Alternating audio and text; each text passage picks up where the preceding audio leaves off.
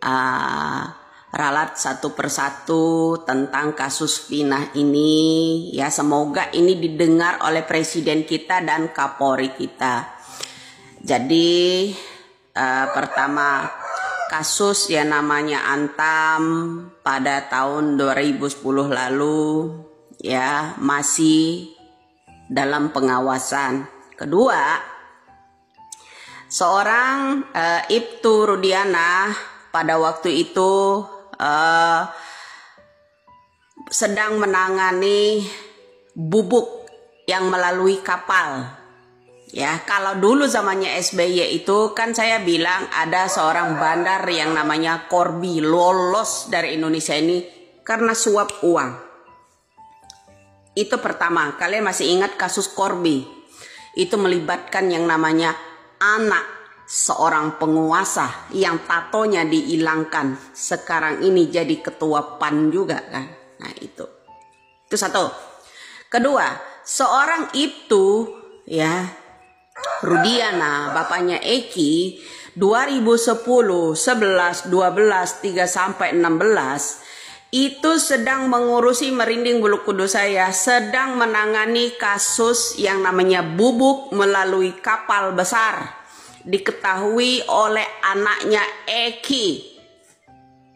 Ini harus benar-benar sampai ke telinganya Bapak Presiden. Usut Kapolri pada tahun 2010 sampai 2016 lalu itu dipanggil kembali, seharusnya dia mengetahui itu. Seorang orang tua Eki ini posisinya terjepit. Bandar itu sasarannya adalah Eki. Atas suruhan bandarlah anak-anak geng itu menghabisi yang namanya Eki. Ya, tidak ada unsur soal-soal Linda atau yang namanya Pina, dendam, dan sebagainya. Tidak. Intinya, kuncinya, saya mencurigai bulu kudus saya. Ini saksi merinding ya. Ini jam berapa ini? Jam 5.47 menit. Tanggal 1 ya hari ini ya. Apa tanggal 31? Nah, saya ungkap, hari ini saya mencurigai seseorang caleg PKS yang belum lama ini menangkap Peggy Setiawan yang pakai jenggot itu. Itulah salah satu, kalau mau tahu kalian seluruh rakyat Indonesia, kunci utamanya. Saya kan udah bilang, bongkar itu semua. Ya, bandar itu sangat dekat dengan orang yang menangkap Peggy Setiawan, seorang yang namanya buruh bangunan itu ya, kuli bangunan. Itulah orangnya. Saya tidak bohong ya, saya tidak bohong. Saya berani taruh. Itulah orang, salah satu kuncinya. Salah satu kuncinya itu ya. Saya mencurigai yang namanya caleg PKS itu mantan caleg PKS ya. Saya bukan fitnah, tapi salah satu orang itu adalah menyuruh yang namanya anak geng-geng motor ini, termasuk yang namanya Peggy lah, Aldo lah, orang yang memukul yang namanya Eki itu adalah Aldo, suruhan si bandar. Oke, suruhan si bandar. Si bandar sangat dekat sama orang yang belum lama ini ketangkap di supermarket sedang membeli celana yang berjenggot. Kalian perhatikan, saya memperhatikan itu ya. Setiap ada postingan di media sosial ini, selalu ada orang itu di depan pakai kamera. Orang yang berjenggot itu. Itulah salah satu orang kuncinya. Saya bukan fitnah. Ya, saya bukan fitnah itu ya. Salah satu kuncinya adalah orang yang berjenggot itu. Mari, Polri jangan tuli, kejaksaan jangan tuli, tolong orang itu diinterogasi. Dialah tahu kunci yang namanya seorang bandar yang membayar anak-anak itu. Termasuk yang namanya salah satu Aldo pada malam hari itu. Ya, itu kejadiannya bukan di jembatan itu ya, tapi di tempat lain. diseretnya baru ke sana. Ya, itu sebenarnya dilakukan di tempat lain. Itulah pelakunya adalah Aldo. Ya, pelaku utamanya bernama Aldo. Kita nama samaran Aldo ini kita nggak tahu. Ya, nama samarannya Aldo itu ya. Jadi polisi singkat kata saja, semoga ini omongan saya ini sampai ke telinganya Bapak Presiden. Hukum ini tolong jangan dikorbankan kuli bangunan, jangan dikorbankan orang yang di penjara itu. Betul, mereka itu dibayar. Salah satunya yang bertahi lalat itu. Satu yang bertahi lalat itu saya tahu. Dia betul mengenal betul ya uang itu karena dia menerimanya. Ya, saya udah bilang ini semuanya karena uang. Uang itu menerimanya dari orang yang berjenggot itu, ya, yang berlagak menjadi penangkap Peggy Setiawan seorang kuli bangunan kemarin. Itulah tolong buat Kapolri, ya, kepolisian, tolong itulah orang salah satunya harus mengusut ini. Jangan dibungkam pakai uang. Dia ya, itu yang menangkap Peggy Setiawan.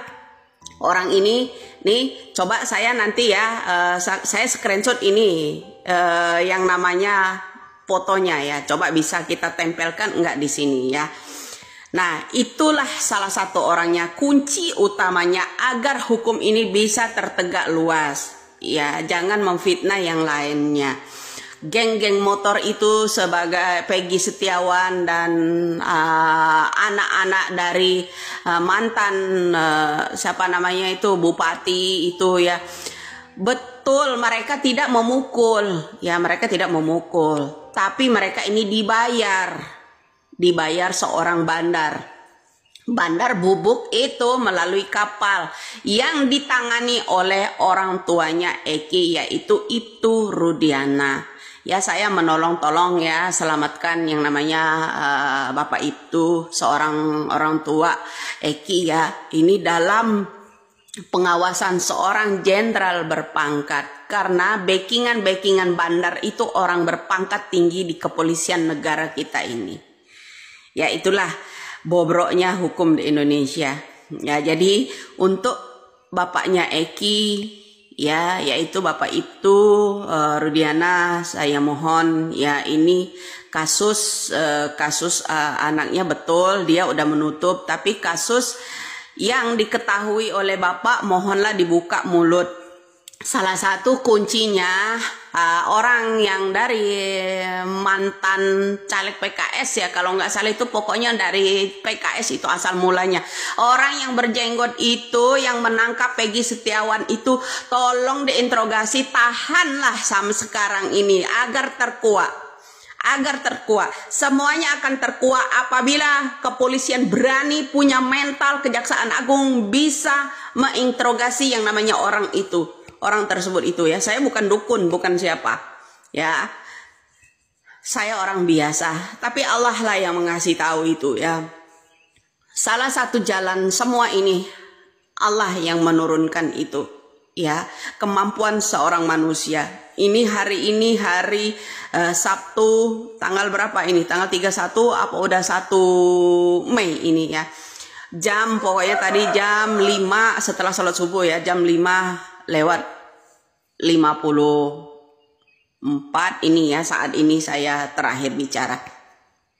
Nah, itu ya.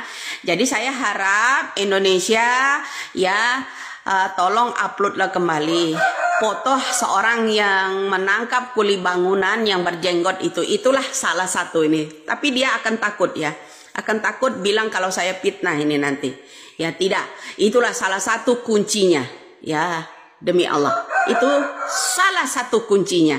Semoga doa saya seorang itu, bapaknya orang Eki ya, ini dilindungi Allah Subhanahu wa taala. Mudah-mudahan ini terbongkar semua ya. Disuap karena uang semua. Mudah-mudahan ini terbongkar melalui orang yang menangkap Peggy Setiawan seorang kuli bangunan itu. Oke, salam waras, salam NKRI ya. Doa kita bersama, mudah-mudahan terbongkar bandar itu ya. Oke. Perasaan kamu dengan melihat mulai ada titik terang dalam kejadian ini sehingga kamu bisa bangkit kembali dan ada harapan lagi? Waktu juga sebelumnya juga ada polisi yang ke sini sebelum Ibu Titin yang datang dari Polresta Cirebon sama dari Bandung. Sini menanyakan di KDPO dan menunjukkan foto-fotonya dan nama-namanya. Saka tuh di situ diperlihatkan di HP polisi. Saka tidak mengenali sama sekali. Dan bahwasanya Peggy yang sekarang itu beda jauh sama yang difoto. Sempat melihat diperlihatkan sama kepolisian. Beda jauh ya. Beda jauh sama yang difoto di HP polisi itu.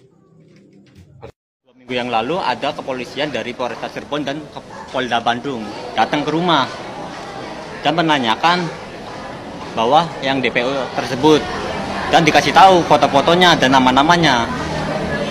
Yang ini foto-fotonya dan sama yang dipoto yang ditangkap yang sekarang itu beda jauh. Boleh diceritakan yang Saka lihat di foto itu seperti apa? Ciri-cirinya? Ciri-cirinya tuh dari muka sama dari telinga aja udah beda. Telinga katanya kan berisingan, bolong. Sama dari muka aja udah beda sama Peggy yang sekarang. Pada saat itu kan ada 3 DPO, Iya. dan salah satu Peggy Setiawan ini katanya hitam, kemudian pendek, dan juga rambutnya keriting. Nah di situ ada nggak ciri-ciri itu? Ada Oh, rambutnya keriting. Tapi yang Peggy yang sekarang ditangkap tuh beda jauh sama yang difoto yang ditunjukkan oleh pihak kepolisian. Jadi itu sangat beda jauh ya? Beda jauh. Tidak sesuai dengan foto yang dilihatnya. Tapi pas di dalam sel itu dilihati pas 2 minggu yang lalu ya? Atau di dalam? Baru sekarang. Baru sekarang, Baru Mbak. sekarang ya? Bukan di sana. Bukan di sana, baru sekarang Oh, baru sekarang. Di rumahnya ya? di rumah.